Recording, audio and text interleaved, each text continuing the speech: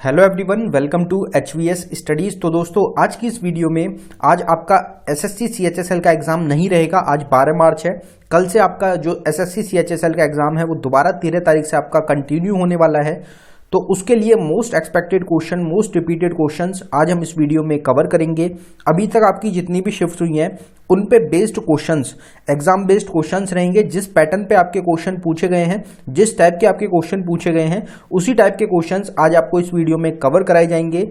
ये वीडियो काफी ज्यादा हेल्पफुल रहने वाली है जिन लोगों का आगे आने वाली शिफ्ट में एग्जाम है। तो अगर आपको वीडियो पसंद आई, वीडियो को लाइक करें, शेयर करें और चैनल को जरूर सब्सक्राइब कर लें।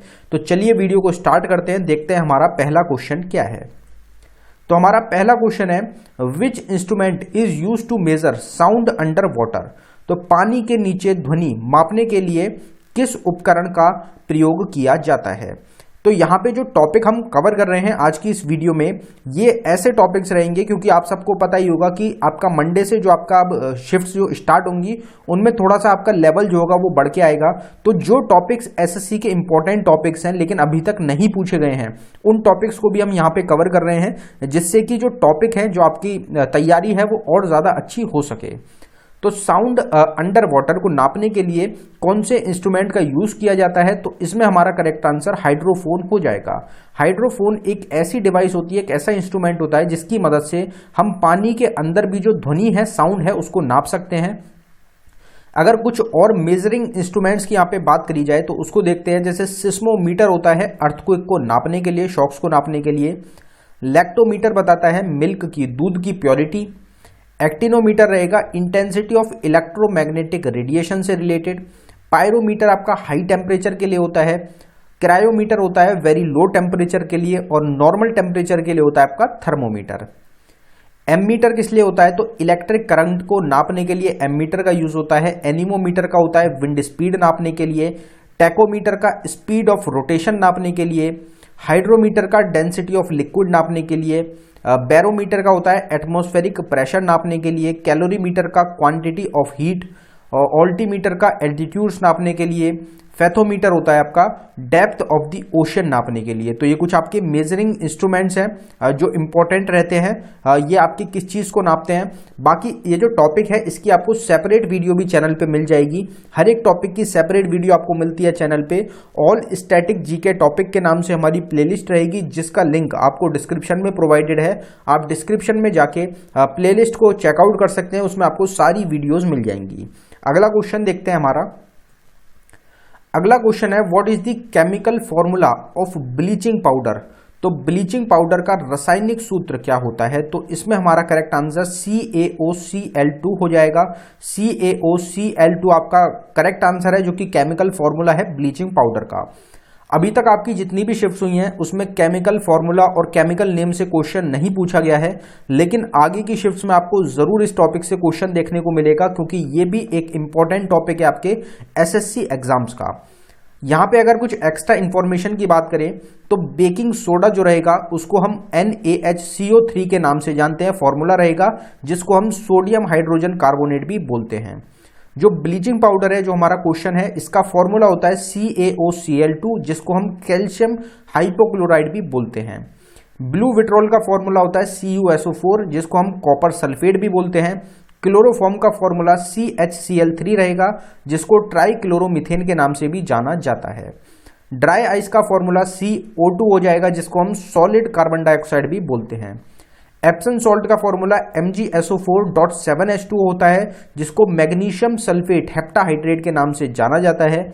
जिप्सम की अगर बात करी जाए, एग्जाम्स में बहुत बार आपका रिपीट हो चुका है, इसका फॉर्मूला होता है CaSO4.2H2O, जिसको हम कैल्शियम सल्फेट डाइहाइड्रेट के नाम से भी जानते हैं।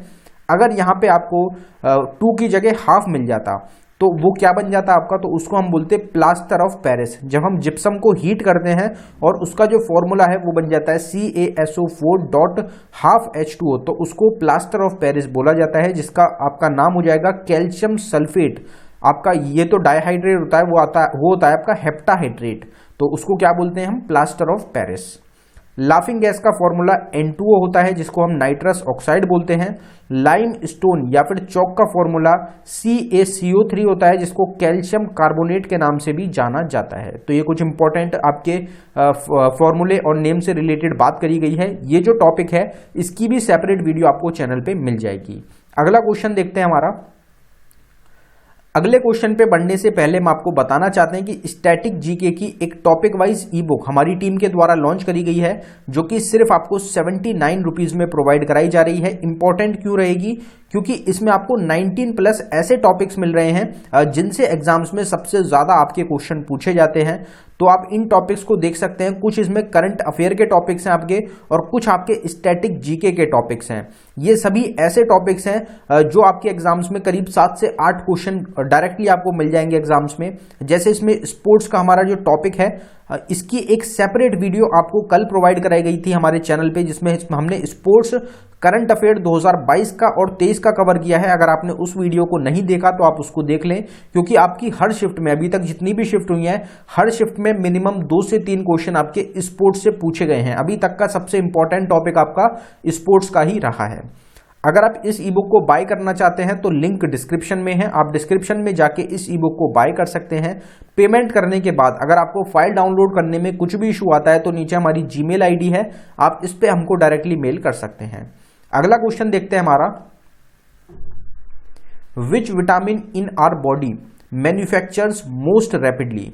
हमारे शरीर में कौन सा विटामिन सबसे तेजी से बनता है? तो इसमें हमारा करेक्ट आंसर हो जाएगा vitamin D.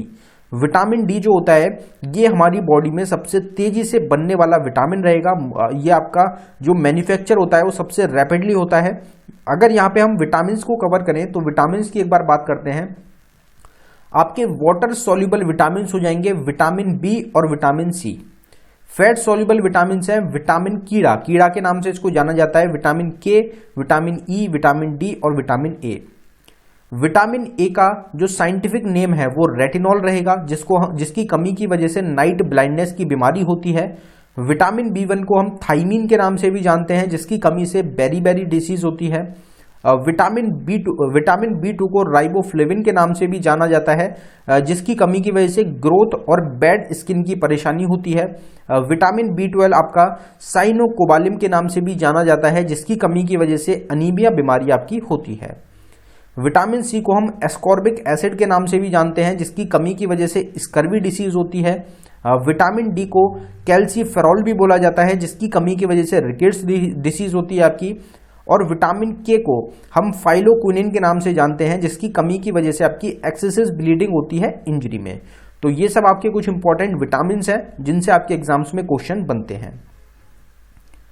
Ellora temple in Maharashtra were built by the ruler. तो महाराष्ट्र में इलोरा मंदिर शासक द्वारा बनवाया गया था। तो अभी तक आपसे क्वेश्चन क्या पूछे जाते थे कि इलोरा टेम्पल आपका कहाँ पे लोकेटेड है, तो उसमें आपका करेक्ट आंसर महाराष्ट्र हो जाता था। लेकिन अब जैसे जैसे आपका एग्जाम बढ़ेगा, आपकी टाइम बढ़ेगा, आप देखेंगे कि क्वेश्चंस का जो लेवल है वो थोड़ा सा आपको हार्ड मिलता जाएगा। तो इसलिए इस क्वेश्चन को डाला गया है कि अभी तक तो आपसे स्टेट्स पूछी जा रही थी, लेकिन अब आपसे आगे हो सकता है कि आपसे बिल्डर पूछ लिया जाए कि किसके द्वारा बनवाया गया था, या फिर और डिटेल में कुछ और रिलेटेड क्वेश्चंस अब आपको डिटेल में पढ़ने पड़ेंगे। तो इलोरा टेम्पल आपका महाराष्ट्र में बनवाया गया राष्ट्रकूटा डायनेस्टी के रूलर्स के द्वारा। अब अगर यहीं पे हम बात करें कि बाकी जो डायनेस्टीज हैं उनके द्वारा क्या बनवाया गया, या फिर जो बाकी टेम्पल्स हैं, या टेम्पल्स की बात हुई है, वो किसके द्वारा बनवाए गए और कौन सी स्टेट में लोकेटेड हैं, तो कुछ क्वेश्चन अभी भी आपको इजी भी मिलेंगे और कुछ क्वेश्चंस आपको हार्ड भी मिलेंगे।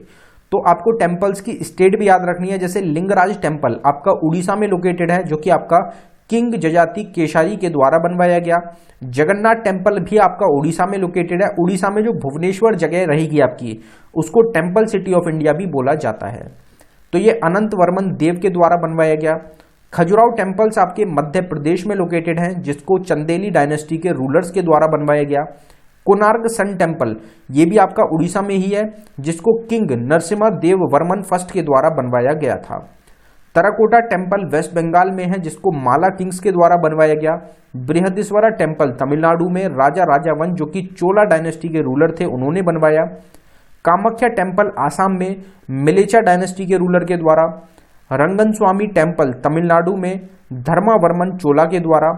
दिलवरा जैन टेम्पल्स राजस्थान में विमल शाह के द्वारा, महाबलीपुरम टेम्पल तमिलनाडु में नरसिम्हा वर्मन फर्स्ट के द्वारा, काली टेम्पल वेस्ट बंगाल में रानी रोशमोनी के द्वारा, एंकोर वॉट टेम्पल कंबोडिया में आपका लोकेटेड है, राजा सूर्य वर्मन सेकंड के द्वारा इसको बनवाया गया और ये दुनिया का सबसे बड़ा आपका टेम्पल हो जाएगा, जो कि कहां पे है, कंबोडिया में आपका लोकेटेड है।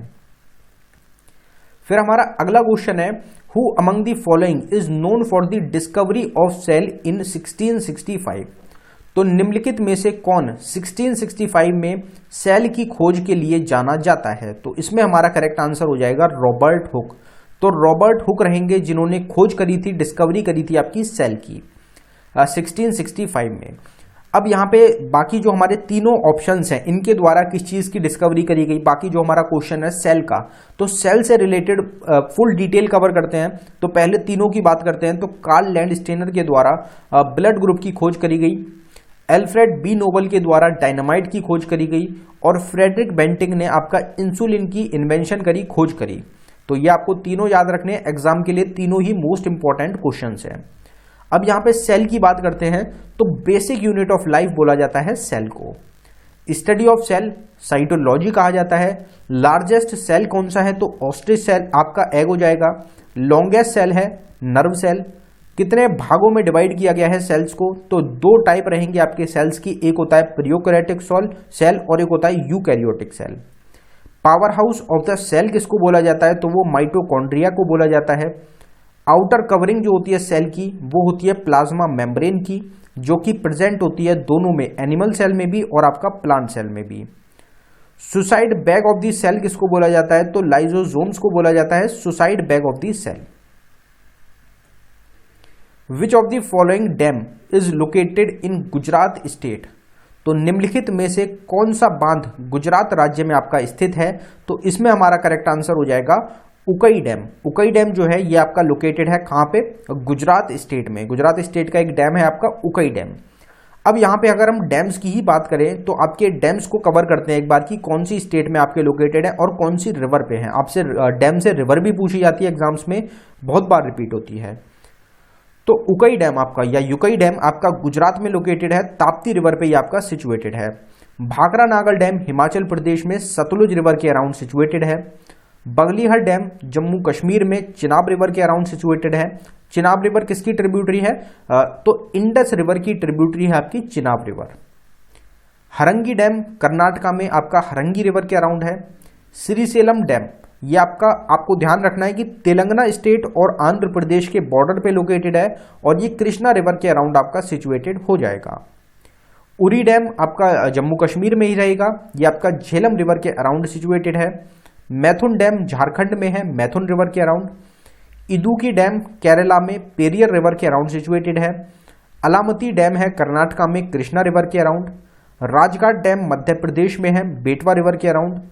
कोयना डैम आपका सिचुएटेड है महाराष्ट्र स्टेट में और ये कोयना रिवर के अराउंड ही सिचुएटेड रहेगा। जयकवती डैम आपका महाराष्ट्र में है, ये आपका गोदावरी रिवर के अराउंड ही सिचुएटेड रहेगा। तो ये आपके डैम्स हैं। बाकी आपको नीचे आप देख सकते हैं ऑल स्टैटिक जीके टॉपिक के नाम से हमारी प्लेलिस्ट है जिसमें आपको 200 से भी ज्यादा टॉपिक प्रोवाइड कराए गए हैं। ये जो प्लेलिस्ट रहेगी इसका लिंक डिस्क्रिप्शन में है, आप डिस्क्रिप्शन में जाके इस प्लेलिस्ट को विजिट कर सकते हैं। इसमें आपको ज्यादातर सारे टॉपिक्स प्रोवाइड कराए जा चुके हैं। अगला क्वेश्चन देखते हैं हमारा, on which river is the peacock island located? तो मयूर द्वीप किस नदी पर आपका स्थित है? तो इसमें हमारा करेक्ट आंसर हो जाएगा ब्रह्मपुत्र रिवर।